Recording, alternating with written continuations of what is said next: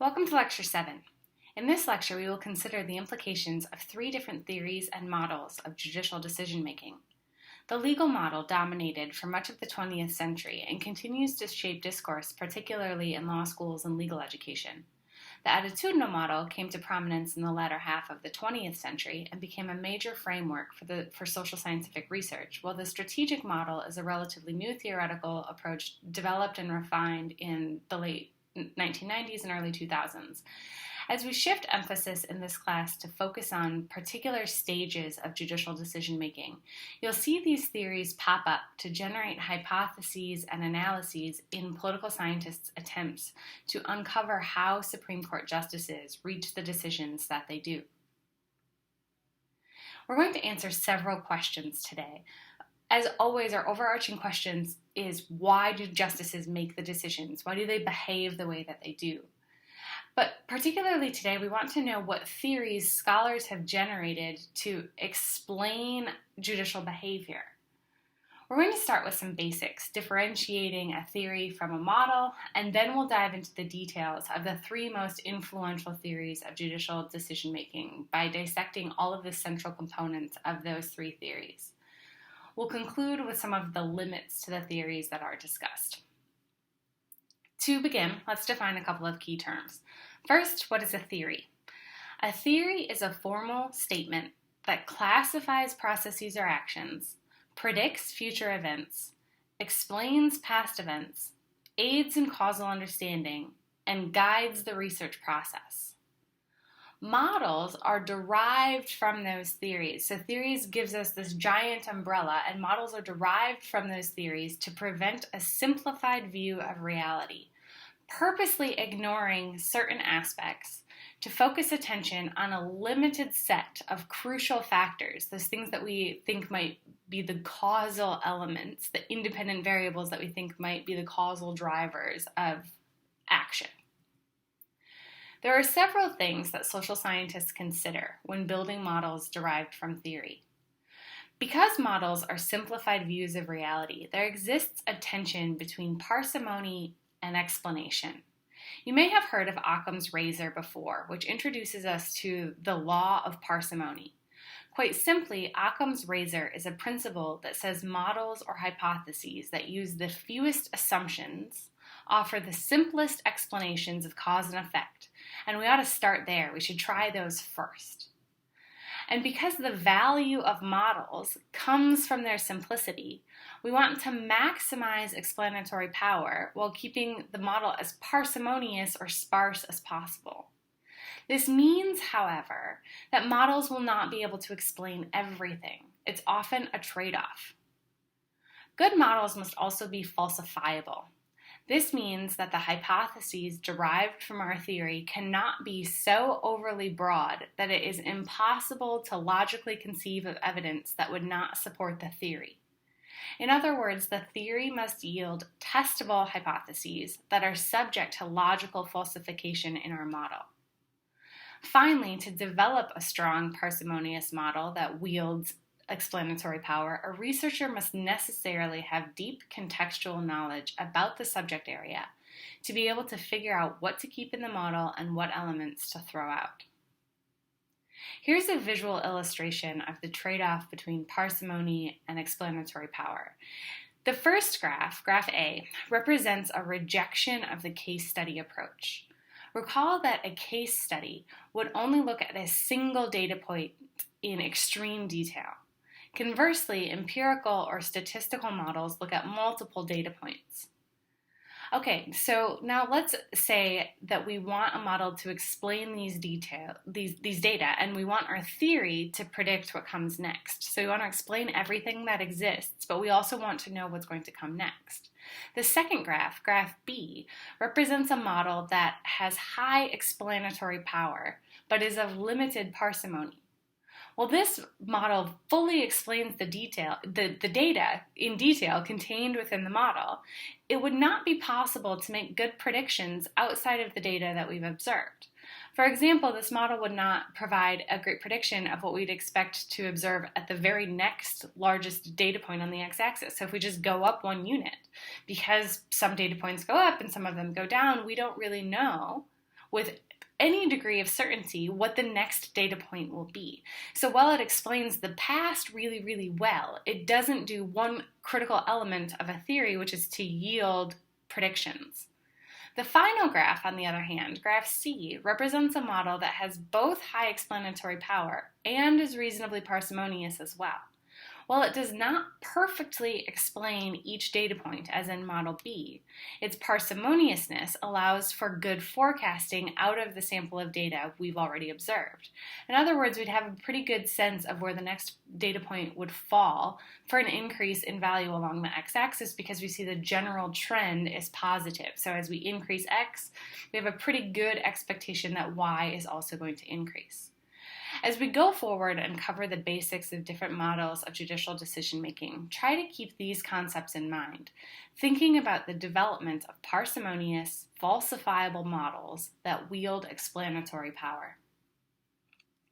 For a long time, the legal model prevailed as the dominant explanation of judicial decision-making, in part because this is how we might want the justices to behave in an ideal world where the law reigns supreme. So what is the legal model?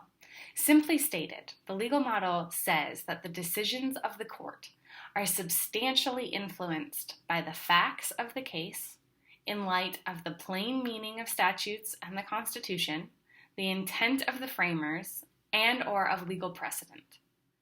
As you can see here, Justice Scalia captured this idea quite well almost 30 years ago when he wrote about the justice's role to find law rather than make it from scratch, where he argues, I'm not so naive, nor do I think our forebears were, as to be unaware that judges in a real sense make law. But they make it as judges make it, which is to say, as though they were finding it, discerning what the law is, rather than decreeing what it is today, changed to, or tomorrow will be. So the idea here is that the law is objective. It's not subjective to each individual judge or justice, but rather it exists out in the world, and the role of the federal judiciary is to simply discover what that law is, not that the law changes based on individual interpretation. There are two potential variants of the legal model. The first is what we might call an umpire legal model. In remarks before the Senate Judiciary Committee in 2005, Chief Justice John Roberts articulated that judges and justices are servants of the law, not the other way around. Judges are like umpires. Umpires don't make the rules, they apply them. The role of an umpire and judge is critical. They make sure that everybody plays by the rules, but it's a limited role. Nobody ever went to a ball game to see the umpire. So this is a neat little pithy quote to sum up what the umpire model is, right? That, again, emphasizing what Justice Scalia said earlier, Chief Justice John Roberts is arguing that, again, they're calling balls and strikes. They're making sure that the rules are fairly applied. They're just making those calls, right? It's not that they're making up law. That's interesting, and there are certainly some pros and cons to this view on judicial decision-making. So let's start with the pros. First of all, it seems a lot like a model. The umpire approach suggests that there is a correct answer to every legal problem. A judge's job is simply to figure out that answer and report it in the court's opinion. We can therefore make predictions about what the right legal answer is, and then we can test that. We can simply check back to see if a judge has followed that outcome. That's what it means for a hypothesis to be falsifiable, that we as scholars can ascertain what the right answer is, and then we can test it to see if the judge has reached that right answer. But this is certainly problematic as well, and the cons cannot be ignored. In fact, it's actually a really hard thing to test, right? Because it assumes that we as scholars know what the right legal answer is. But there's significant legal ambiguity, and so identifying what this supposed objective right answer is impossible for the justices, and maybe even more so for us as scholars. Second, it's probably just plain wrong. There's enough evidence, there's enough that we know about human behavior to know that policy preferences matter. The empirical implication of the umpire view or of the legal model is that, again, there's this objective right and wrong. Well, you might expect to see one judge get it wrong, to make a mistake because we're all human in trial court. You should not expect to see dissent in the reviewing court who takes a second look. We shouldn't have this appellate process if we knew that there was a right answer that existed. A second legal view is a little bit of a softer view that we might call the gravitational pull model. While we don't have a pithy quote to sum up this view, and its name might be a little bit confusing, the basic idea is that the law is ambiguous and other things can matter, but all else equal, justices should gravitate toward the side with more law in its favor. There are pros and cons with this view as well. It certainly has some intuitive appeal. Unlike the umpire legal view, this approach allows for competing policy and legal interests while maintaining the same testability as the umpire model, right? That we should be able to just measure which side of a case has more law on its side, predict that judges and justices would side with the side that has more law, and reach that answer. But the downside is the gravitational model still has political ambiguity or practical ambiguity, legal ambiguity. How would we balance the scales? Which side has more law? What does that even mean? Do we count up the factors and weigh them equally? So, for example, would we just look at the number of precedent citing cases that are stacked up on one side versus the other? Well, sometimes we can read precedent differently. There's so much ambiguity in the law that actually trying to quantify this, to test it, is incredibly challenging. So while the theory sounds intuitive and enticing, the ability of us as scholars to test it is really, really challenging. And I believe that this view probably raises more questions than it answers. Regardless of whether one ascribes to the umpire or gravitational views, the legal model suggests that there are three means of interpretation or guides to judicial decision making: plain meaning, intent, and precedent. We'll go through each of these in turn. First, the basic definition of plain meaning is that the law means what it says, literally. But consider a couple of examples from the Constitution, like this from Article 1, Section 10, which says no state shall pass any law impairing the obligation of contracts, or from the First Amendment, Congress shall make no law respecting an establishment of religion. In both cases, no law, literally taken, means no law. So any law that a state or Congress passes, respectively, should be struck down by the court. But we know that that's not the case.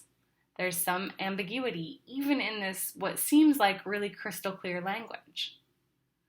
Moreover, plain meaning means that the Supreme Court should not judicially create rights that are not explicitly contained within the Constitution.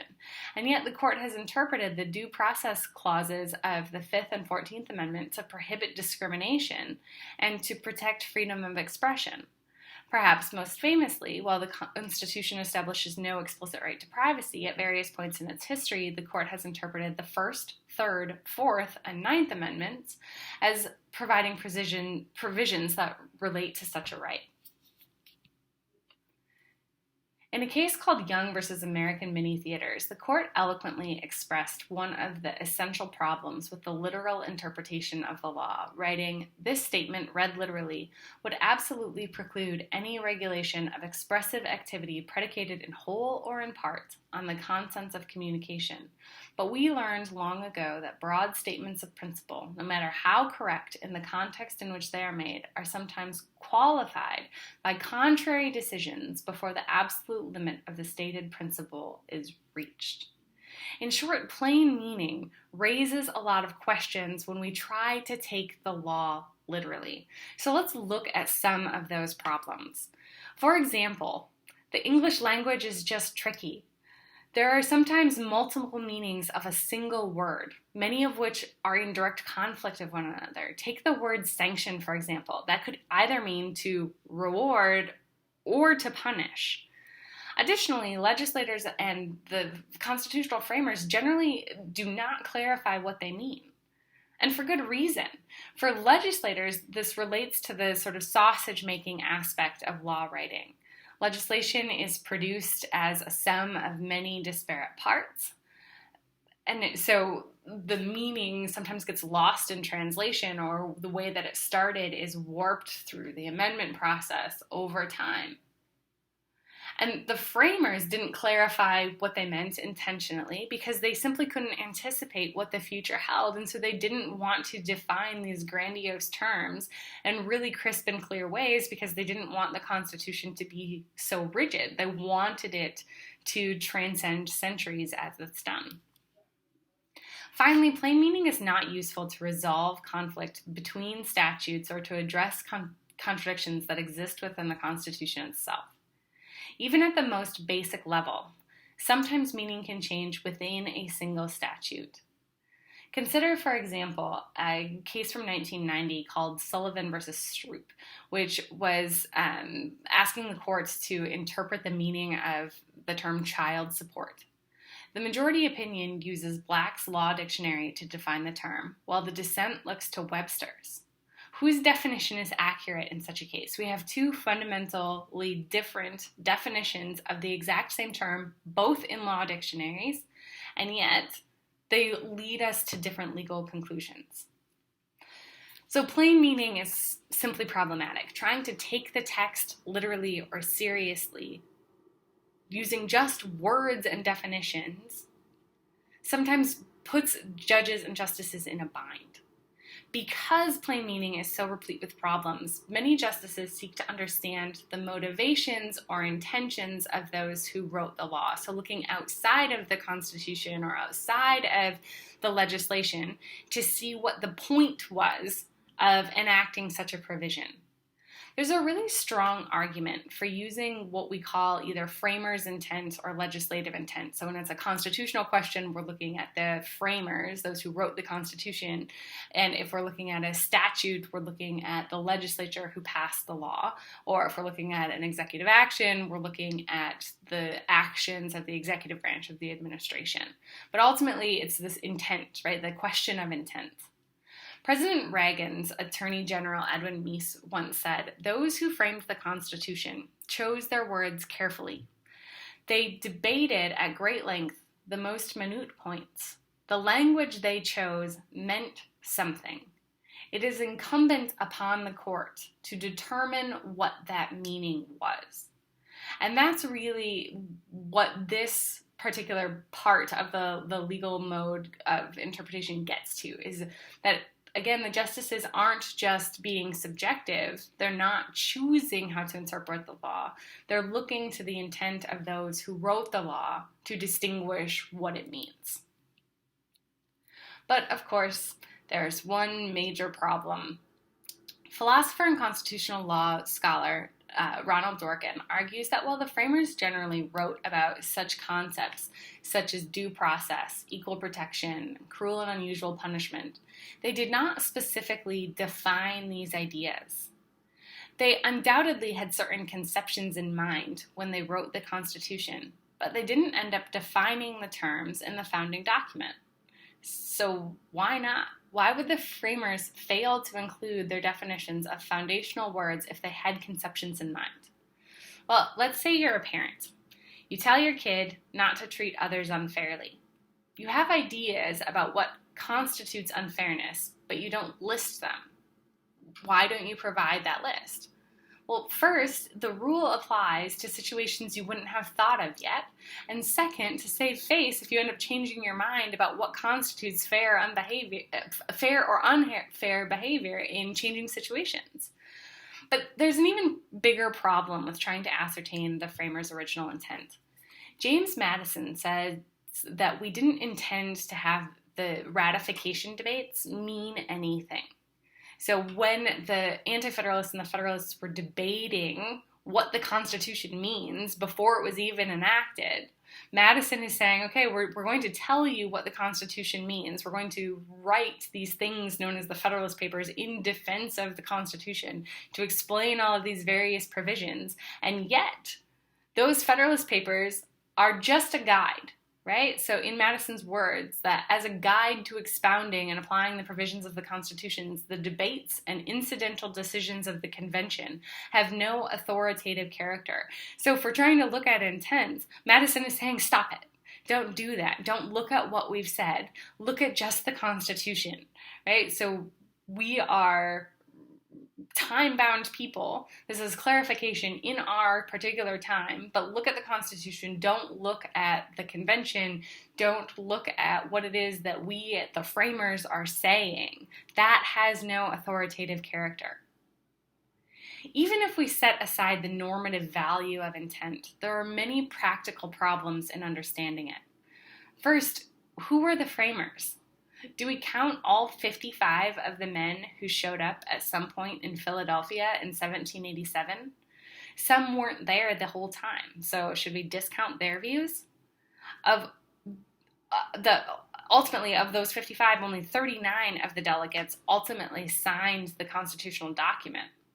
But then there were state conventions held to ratify the Constitution to make it active, so should we consider the state views?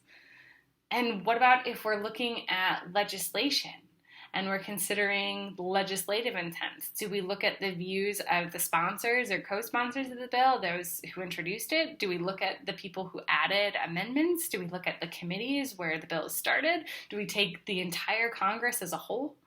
What do we take to include to measure the intent of a law or of an executive action? Can we take presidential tweets as the intent of an executive action to implement a travel ban, for example? Right? Like, these are big questions that the court is always trying to answer when they're using this view of framers' intent to measure up the constitutionality of a legal question. But okay, let's take a step back. What does intent actually really mean, right? So let's say we look at only the people who wrote and drafted the document, so the Constitution or the legislation. What if, as was true in the case of the 14th Amendment, the authors who wrote that amendment had different conceptions among themselves about what a term meant? Then whose views triumph? Third, let's say we could magically figure out who to look at. Still, what does intent mean, right? Why do legislatures do the things they do? A main goal is probably re-election. Maybe it's log rolling or paying back a favor. It's not clear what intent really gets us in terms of making judicial decisions. Plus, it's just really difficult to figure out who gets to count as a framer in framer's intent or a legislator in legislative intent. If we're looking at modern statutory law, right, like this is just incredibly complex, looking at amendments, alterations, add-ons, bargaining, all of these things that might have absolutely nothing to do with the actual intent of the bill. So what's the takeaway? Here's the punchline. Legislative or original intent is great for the practice of fig leafing, which is to say disparaging positions you disagree with or buttressing support for those that you do agree with. But ultimately, the practical implementation of original intent is incredibly difficult to do with any sort of credibility. Another legal tool upon which justices rely is precedent, or its own past decisions. The principle of stare decisis, which in Latin means to maintain what has been decided, demands that the court adhere to the rule of law established in prior cases. Court opinions consist of two major components: the disposition, which is the immediate answer in the case, whether to affirm or reverse the lower court's decision, the yes or the no to the legal question. And then the second part contains the legal reasoning. So the disposition affects the direct parties in the case, like criminal's conviction is overturned, the law is constitutional or not, while the reasoning provides the framework for judges in the future to apply that case to similar issues. So it provides us a legal rule that binds other courts, including the court that decided it, so that like cases are treated alike. So, for example, the exclusionary rule establishes that evidence improperly seized cannot be used against someone. This reasoning should be broadly applied in cases that face similar issues.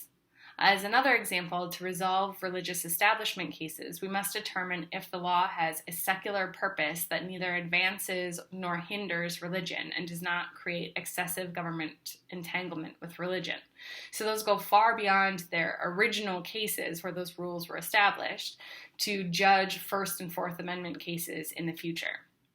Stare decisis is based on the idea that legal reasoning and dispositions are binding in future cases. Like other modes of reasoning, there's a persuasive appeal to this, particularly because it leads to predictability in case outcomes and to connectedness in the law. Unlike other modes of legal interpretation, precedent is used in nearly every decision of the court. In recent years, each opinion cites between 20 and 25 other Supreme Court decisions, sometimes more.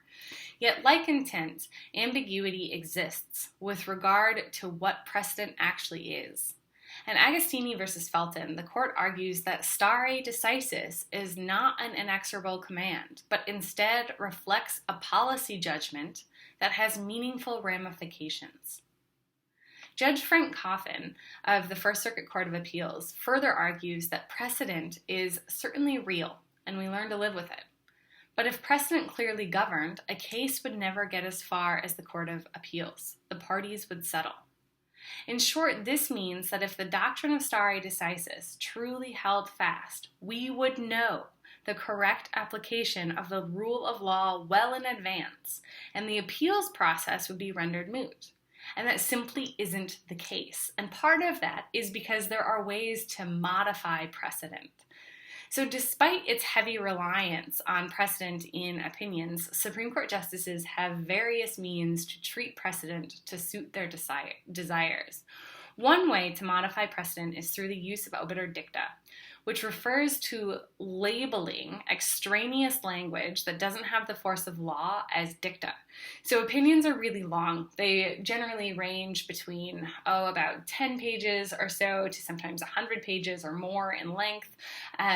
So there's lots and lots of language where we boil down the legal rule to just a couple of sentences with a few applications sometimes. And so when a court applies that precedent in the future, they can sort of manipulate the legal rule by saying, okay, so we can isolate the legal rule one way here, and everything else contained in this 50-page opinion is just dicta. It's just the court trying to explain what the legal rule looks like. A second way to modify precedent is to distinguish the current case from the precedent on the basis of fact. Third, the court can limit or expand the reach of precedent. If the court limits a case's precedential authority, it chips away at the case's holding. So to clarify this a little bit, right? So if the Supreme Court distinguishes a current case from a previous case, it's saying, I know you might think that this precedent applies in this Fourth Amendment case, but in fact, the facts of this case are so different that we're just going to disregard the precedent altogether. We're not going to use it. It doesn't control here. That's different than limiting the reach of precedent, where the court uses the precedent, but then it narrows the original legal holding. So for example, Roe v. Wade is a case decided in 1973, the foundational abortion rights case. Every abortion rights challenge that's come before the Supreme Court since then can't just distinguish on the basis of fact and throw out Roe and not use it to apply. So instead, the court has generally used Roe, but limited its central holding over time, continuing to chip away at the central legal rule established in Roe, where abortion is still seen by the Supreme Court as a constitutional right, but the legal rule is much narrower in the modern era than it was in the 1970s. The courts, on the other hand, could take a precedent that they really like and make it apply to a broader range of cases. So if we're talking about the Fourth Amendment search and seizure cases, this exclusionary rule, right, where this evidence obtained illegally can't be used against you in a court of law. Well, how does that apply? Right? So the court can continue to expand that legal rule to cover more things, to label more things as illegal searches especially as the technological revolution continues and the court faces a changing legal and political landscape. So that rule gets broader throughout history as it's applied to Fourth Amendment cases. Finally, the court can simply overrule precedent, deciding that a previous decision is no longer good law. For example, in the 1925 case of Gitlow versus New York, the court overturned its own precedent set nearly a century before in the 1833 case of Barron versus Baltimore, which had interpreted the Constitution in such a way that held that the Bill of Rights applied only to the federal government. That is to say that the Supreme Court held for nearly a century that states were not bound to honor the first 10 amendments of the Constitution. It wasn't until Gitlow in 1925 that the court overruled its decision and extended the Bill of Rights, incorporated the Bill of Rights into the states. Well, this is an option available to the Supreme Court. It's the least used tool to modify precedent. Indeed, since 1953, the court has overruled precedent only at the rate of approximately 3 times each Supreme Court term. So they have the option. They just don't exercise it very much. On the other hand, the court is consistently using labeling language as dicta or distinguishing the current cases from past cases, or limiting or expanding precedent. So those tools are used a lot, overruling precedent not used so much. Court of Appeals Judge Richard Posner offers a really cynical view of the role of precedent in the American judiciary, suggesting that there is a tremendous amount of sheer hypocrisy in judicial opinion writing. Judges have a terrible anxiety about being thought to base their opinions on guesses, on their personal views. To allay that anxiety, they rely on the apparatus of precedent and history, much of it phony. In other words, Posner is getting at a key problem with the legal model. Given the tremendous amount of precedent available, a federal judge or justice can amass precedent to support basically whatever decision he or she wishes to reach. For evidence of this, take a look at some of the merits briefs filed at the court. You'll see that parties on both sides provide these gigantic lists of cases or precedents that they claim to support their most preferred outcome. Sometimes they use the same precedent, and they're just reading it in different ways. And so Posner is saying that no one wants to be accused of just using their policy preferences to make a judgment call. And so it's nice to say, look, I've got all of this law on my side. But there's so much law that exists that basically you can muster law to support whatever position that you want. Judge Posner's expressed cynicism about the role of law in judicial decision-making highlights the need to explore other models or theories of decision-making. So we're going to turn our attention now to the attitudinal model, which has its foundations in the behavioral revolution of the mid-20th century. Around this period, government departments across the country, which had previously embodied armchair philosophizing about politics, shifted into a scientific study of observable political phenomenon. This shift represented the quantification of politics and empirical models that were guided by theory, and that exploded onto the scene to describe and explain political behavior in a much more rigorous way than had been done before. And it's out of that milieu that the attitudinal model gains traction. The central tenet of this model is simple. Judges vote the way they do based on their policy preferences. That is to say, judicial behavior is ideological. Just like any other elected politician, justices aren't above ideology. In fact, their policy preferences are the primary driver of their behavior. And all of that legal stuff that we just talked about, it's just window dressing. Any appeal to law is just trying to couch this policy motivation in a much more appealing form. So what Posner calls this use of law as phony, that's exactly what that attitudinal model is trying to formalize. To get a firm grasp on the attitudinal model, it's useful to see the model in practice. Let's consider a search and seizure case. We know that the Fourth Amendment protects against unreasonable searches and seizures, but what does this mean exactly? In practice, some searches are more intrusive than others based on a variety of factors, like the presence of probable cause, which essentially means that the police had a reasonable suspicion that a person committed a crime, or the location of the search. There is a distinct difference between something being in plain view, for example, right? So if you get pulled over and you have drug paraphernalia in your back seat, like that's in plain view. It's pretty clear to the police officers that even if they pulled you over for speeding, that you've also been doing something with drugs, right? So plain view, not a super intrusive search. In contrast to coming into your private residence and searching your bedroom. That's much more intrusive. Or you could get even more intrusive than that and think about body cavity searches in schools, for example. So this idea then also suggests that the extent of the search means that some are more intrusive than others. There are some that are more personally invasive into your personal space, into your own personhood. When we think about invasiveness or intrusiveness of a search, we can think about the degree on a left-right continuum from less intrusive on the left to more intrusive on the right. This happens to correspond with identifiable liberal or conservative positions on civil liberties, where a liberal position gives more weight to the rights of the individual or the accused criminal, and the conservative position places a higher weight on the police officer's ability to successfully fight crime. The goal of any model of judicial decision-making is to uncover the motivations of the justices. Importantly, however, we can't get inside the justices' heads to see exactly what the justices value and what motivates their decision-making. Instead, we as social scientists focus on the observable implications of choice, so we can see what it is that they do and then use this reverse causation here to infer what was their motivation in making that decision. So with this in mind, political scientists observe the voting behavior of Supreme Court justices, and in doing so have been able to create standardized ideology scores for each justice, those things that we talked about in the last lecture.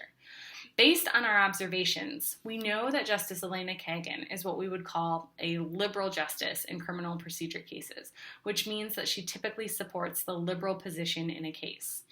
In this example, then, we would expect Justice Kagan's ideal search and seizure policy would be minimally intrusive. Well, Justice Stephen Breyer is typically considered a member of the left wing of the court. In criminal procedure cases, he finds himself closer to the center, siding with the defendant's claims in about 50% of the time, and with police officers or law enforcement claims about 50% of the time.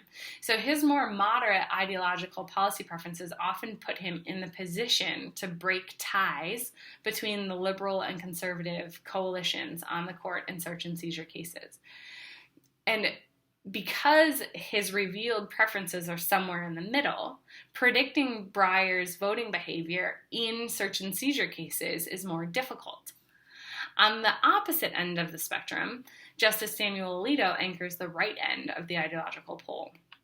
Alito consistently casts conservative votes on the merits, and as such, we can predict that he would support a more intrusive search than either Kagan or Breyer. To think about this in more concrete terms, let's assume that an individual claims that a search violated her Fourth Amendment protection against an unreasonable search, and she appeals the case through the judicial hierarchy, and it lands before the Supreme Court. In the first case, Case A, the police officers engage in a minimally intrusive search, acting on probable cause. In such a case, it's likely that all three justices on our continuum would vote to uphold the government's action, or in other words, the rule would be deemed as constitutional. Maybe it's a little more intrusive than Kagan would like, but it's really close to her ideal point, and we have some realm of uncertainty, so we're not 100% sure where our ideal point is. So at worst, it's going to be a 2-1 decision ruling in favor of the constitutionality of the search, probably a unanimous decision.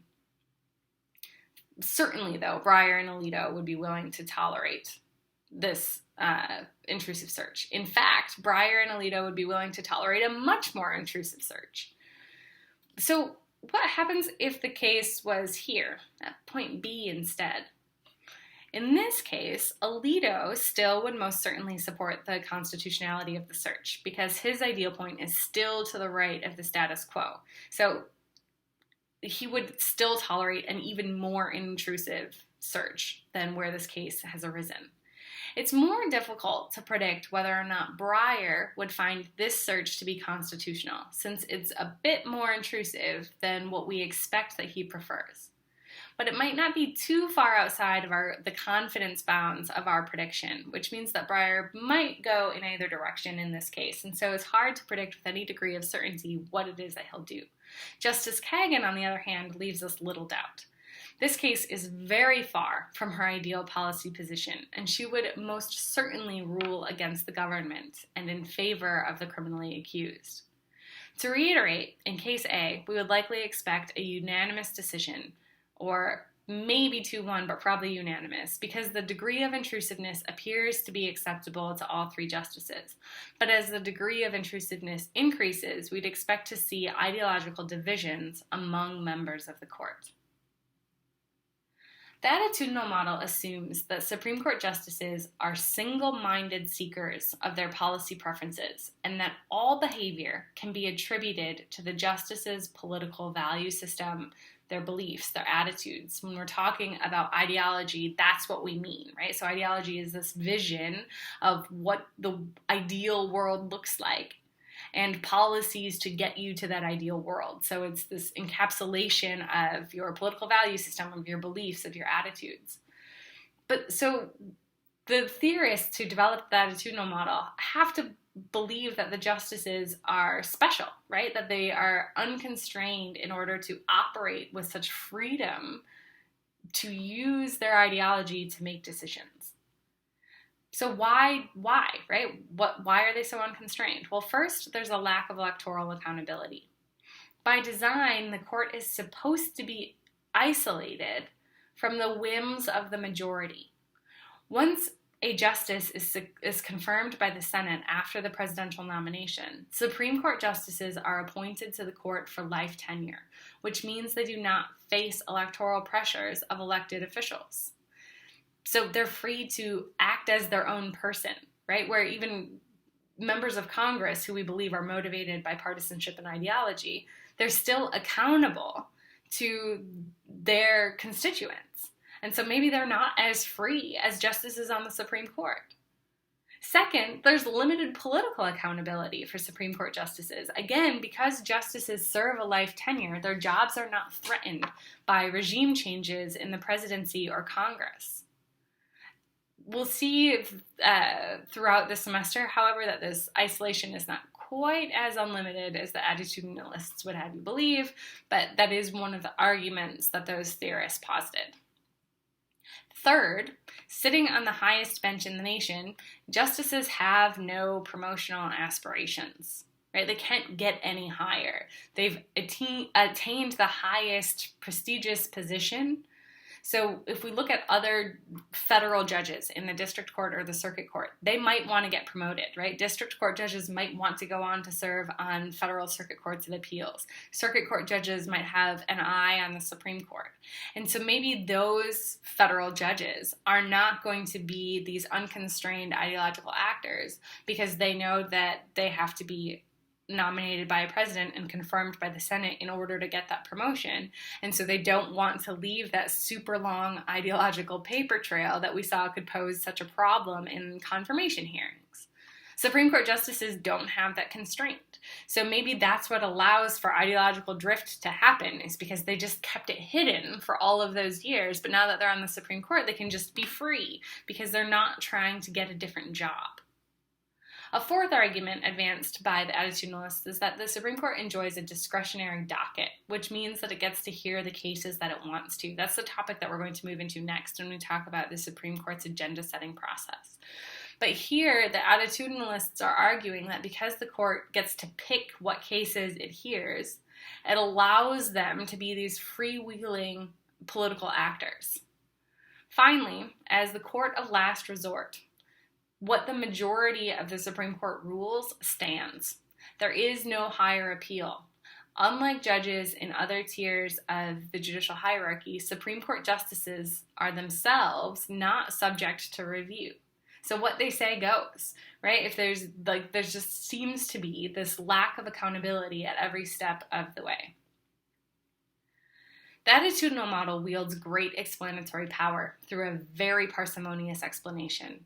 Indeed, using those ideology measures, those Martin Quinn scores that we talked about last time, we can accurately predict the voting behavior of Supreme Court justices in nearly 85% of cases. That's pretty amazing, right? So we use this one variable and we're right about 85% of the time, more than 8 and 10 times. So it's powerful, but there are important limits to attitudes. In particular, the attitudinal model describes justices as being autonomous, individualistic policy seekers. And yet the Supreme Court is a collegial body where legal policy is determined by the rule of the majority. The collegial constraints impose significant limitations to the power of attitudes. It's also important to recognize that though the attitudinal model has historically been powerful in explaining the voting behavior of justices, when we expand the scope of our inquiry to consider the formulation of Supreme Court opinions, which is what I do in my research, then those collegial influences, the interpersonal dynamics of the justices on the court, become much more prominent and pronounced. There are other limitations too. For example, the court doesn't have the power or of the purse or the sword, as Alexander Hamilton famously proclaimed in the Federalist Papers, right? So the court has to rely on other branches of government for implementation and enforcement of its decisions. So I would argue that the attitudinal model theorists go too far in attributing autonomy to the Supreme Court, of saying that once the justices are confirmed to the court, there's nothing the elected branches of government can do to rein in the power of the court.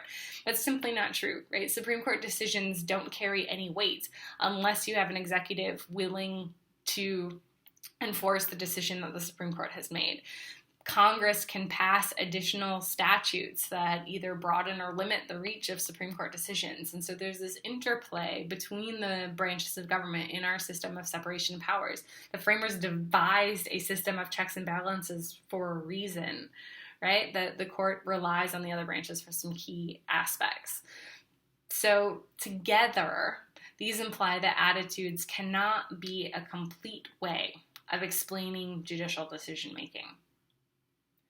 To account for the shortcomings of the attitudinal model, we'll briefly consider one more model of judicial decision-making, the strategic model. The strategic model is born from rational choice theory in economics and political science.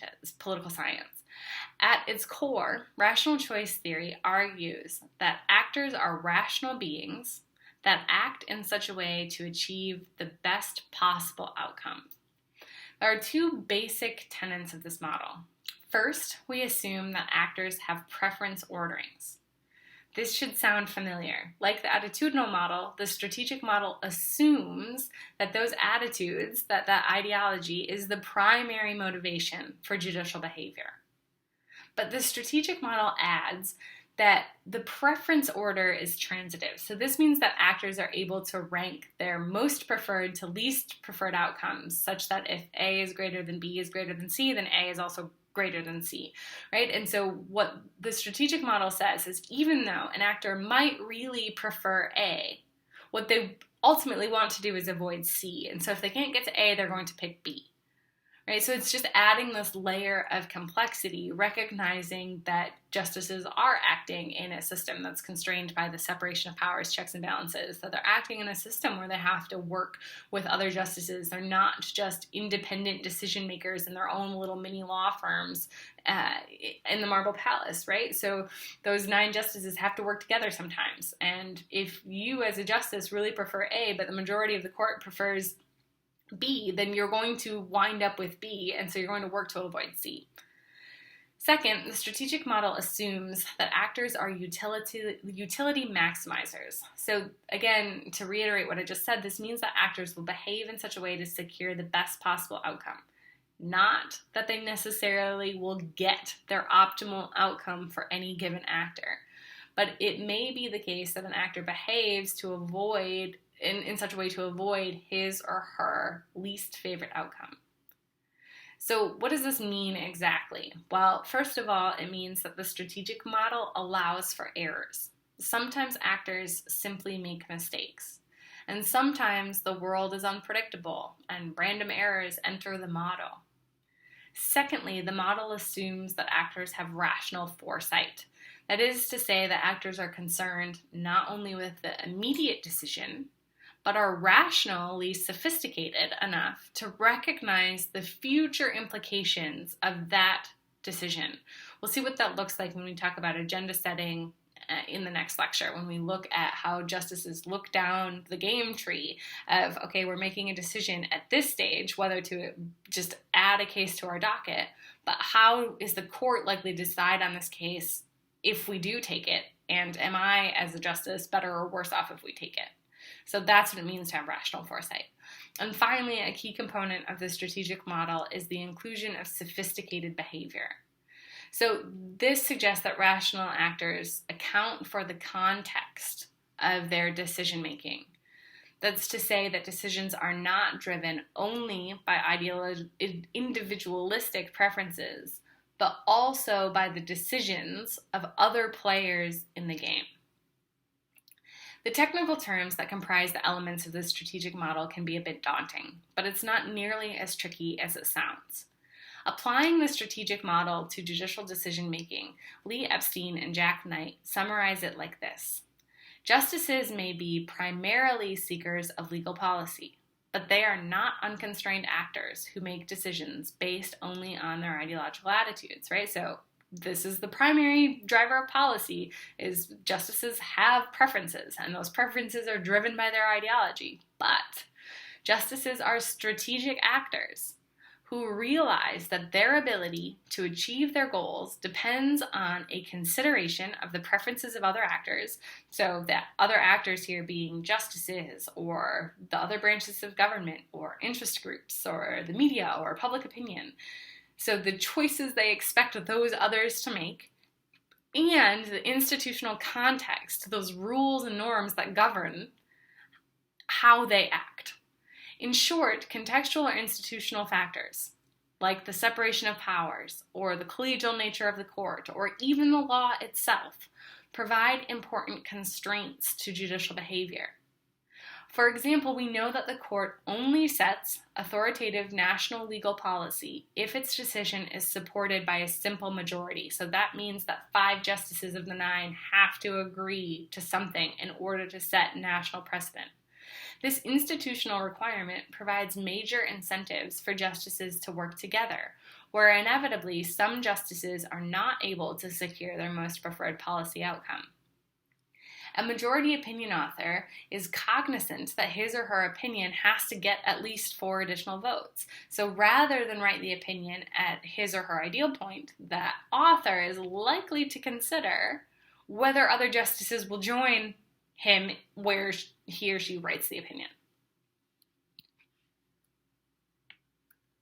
Okay, so let's sum this up quickly, bringing this all full circle. I know that, again, this is a really sort of long and dry lecture, but it sets the stage for the testing of all of these models in every subsequent lecture. So it's really important. It's important that we understand the hypotheses that are derived from these models, from these theories.